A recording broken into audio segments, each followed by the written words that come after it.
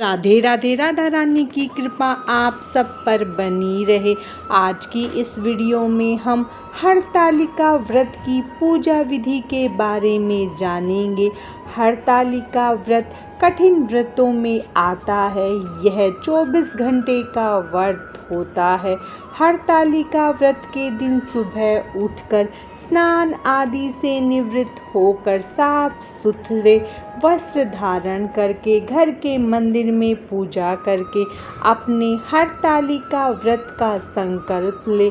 फिर शाम के समय प्रदोष काल में जहां आपको पूजा करनी है, सबसे पहले उस जगह को अच्छे से साफ करके और गंगा जल छिड़क ले। फिर उस स्थान पर एक चौकी रखे, चौकी पर लाल कपड़ा बिछा ले। फिर फुलेरा से मंडप तैयार कर ले। आप केले के पत्तों से भी मंडप तैयार कर सकते हैं। अब सबसे पहले चौकी पर थोड़े से अक्षत का आसन देकर शिव परिवार की प्रतिमा स्थापित करें। उसके बाद चावल से अष्टदल कमल का निर्माण करें। उसके बाद कलश पर कलावा बांधे और रोली से कलश पर स्वास्तिक बना ले। अब कलश में गंगा जल और सादा जल डाले। उसके बाद उसमें अक्षत, सिक्का, सुपारी, लौंग, इलायची डाल दे।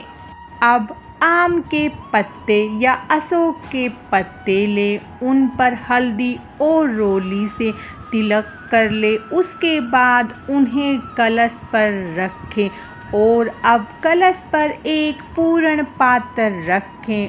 उसमें एक दीपक जलाएं। दीपक में घी उतना डालें कि वो रात भर जलता रहे। हमने जो मिट्टी से मूर्तियां निर्मित की है वो रखेंगे और उन पर स्नान की भावना से जल छिड़केंगे। उसके बाद हम अपनी पूजा का संकल्प लेंगे।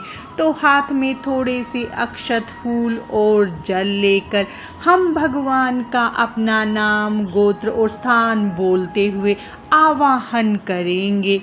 उसके बाद हम सबसे पहले भगवान गणेश का शुद्ध जल से स्नान करवाएंगे। उसके बाद माता पार्वती को, फिर भगवान शंकर को हम शुद्ध जल से स्नान करवा देंगे।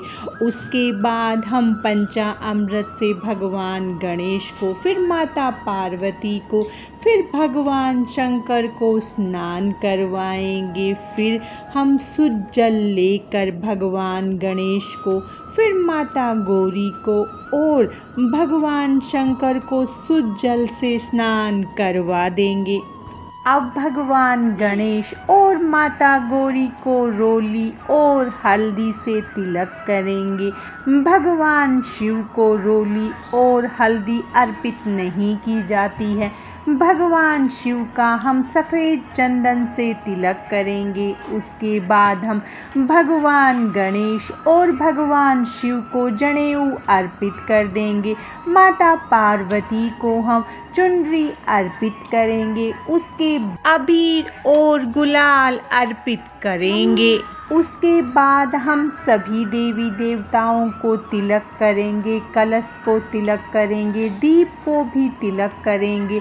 फिर सबको अक्षत समर्पित कर देंगे और अब हम सभी को वस्त्र रूपी कलावा समर्पित करेंगे। अब हम सभी को इत्र अर्पित कर देंगे। हम भगवान गणेश को पुष्प और दुर्वा अर्पित करेंगे। माता गौरी को भी हम पुष्प अर्पित करेंगे। उसके बाद भगवान शिव को बेलपत्र, आप चाहें तो 1, 5, 7 बेलपत्र अर्पित कर सकते हैं। उसके बाद हम धतूरे के पत्ते, धतूरे का फूल, धतूरे का फल, समी पत्र, मदार के फूल भगवान शिव को अर्पित करेंगे। अब हम माता गौरी को श्रृंगार का सामान अर्पित करेंगे। उसमें से हम बिंदी, मेहंदी और चूड़ी माता गौरी को अर्पित कर देंगे। फिर हम धूप जलाएंगे। अब हम मिठाई का भोग लगाएंगे और और जो भी आपने घर में पकवान बनाए हो उनका भगवान को भोग लगाए। अब हम भगवान को फल समर्पित कर देंगे। इसमें खीरा आप जरूर रखें। छटा वाला नारियल लेकर उस पर कलावा और तिलक और फूल रखकर माता गौरी को समर्पित कर दे। अब हाथ में अक्षत फूल लेकर हम अपनी हरतालिका व्रत की कथा सुनेंगे। कथा समाप्ति के बाद हम अक्षत और फूल को वहीं पर छोड़ देंगे और इस लोटे के जल से हम चंद्रमा को अर्घ देंगे। हरतालिका तीज व्रत के दिन हवन का बहुत ज्यादा महत्व होता है, तो अब हम छोटा सा हवन कर लेंगे। इसमें हम थोड़ी थोड़ी करके हवन सामग्री डालेंगे और आपने जो भी भोग बनाया है वो थोड़ा थोड़ा इसके अंदर डालें। अब हम हाथ में थोड़ा सा जल लेंगे और हवन के चारों तरफ घुमाकर उसे वहीं पर छोड़ देंगे। अब हम धूप से आरती करेंगे, फिर हम कपूर से आरती कर लेंगे। अब हम दक्षिणा समर्पित करेंगे। बिना दक्षिणा के कोई भी पूजा पूर्ण नहीं मानी जाती है। अब हम माता गौरी को सिंदूर अर्पित करेंगे। आप 5-7 जितनी बार भी माता गौरी को सिंदूर अर्पित करते हैं उतनी बार ही हमें वो सिंदूर लेना होता है। से सुहाग लेना कहते हैं। अब आपने जितनी बार भी माता गौरी को सिंदूर अर्पित किया है, सुबह आप उतनी बार ही आप सुहाग लेकर अपनी मांग में लगा लें। हाथ जोड़कर भगवान से पूजा में हुई गलतियों के लिए क्षमा याचना करें और भगवान से अखंड सुहाग देने की प्रार्थना करें और अपने परिवार पर कृपा बनाने की प्रार्थना करें। हरतालिका तीज व्रत में रात्रि भर जागरण करने का महत्व है, तो आप रात्रि भर भगवान शिव और माता पार्वती की पूजा करें, कथा सुने।